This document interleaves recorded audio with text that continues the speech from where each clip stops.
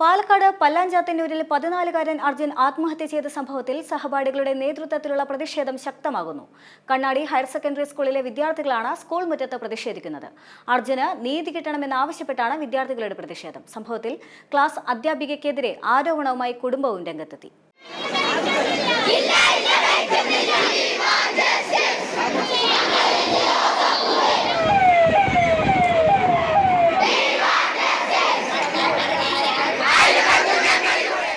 കണ്ണാടി higher secondary സ്കൂളിലെ അധ്യാപിക അർജുനെ നിരന്തരമായി മാനസികമായി പീഡിപ്പിക്കാറുണ്ടെന്നാണ് ആരോപണം.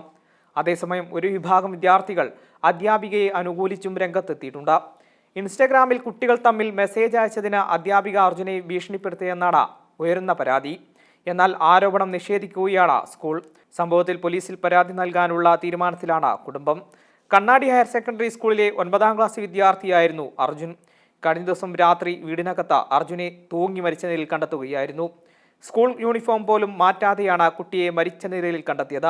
ഇൻസ്റ്റഗ്രാമിൽ കുട്ടികൾ മെസ്സേജ് അയച്ചതിന് ഭീഷണിപ്പെടുത്തി. കൂടാതെ ജയിലിലിടുമെന്നും അധ്യാപിക കുട്ടിയെ ഭീഷണിപ്പെടുത്തിയെന്നാണ് കുടുംബം ആരോപിക്കുന്നത്. അതേസമയം ആരോപണം നിഷേധിക്കുകയാണ് സ്കൂൾ അധികൃതർ. കുട്ടിക്ക് വീട്ടിൽ നിന്നും സമ്മർദ്ദമുണ്ടായിരുന്നുവെന്നാണ് പ്രധാനാധ്യാപിക മാധ്യമങ്ങളോട് പ്രതികരിച്ചത്. കുട്ടി മരിക്കണമെന്ന് കരുതി ഒരു അധ്യാപികയും പറയില്ലെന്നും വിഷയത്തിൽ കൂടിയാലോചിച്ച നടപടി സ്വീകരിക്കുമെന്നും സ്കൂൾ അധികൃതർ പ്രതികരിച്ചു. M5 news, Palakkad.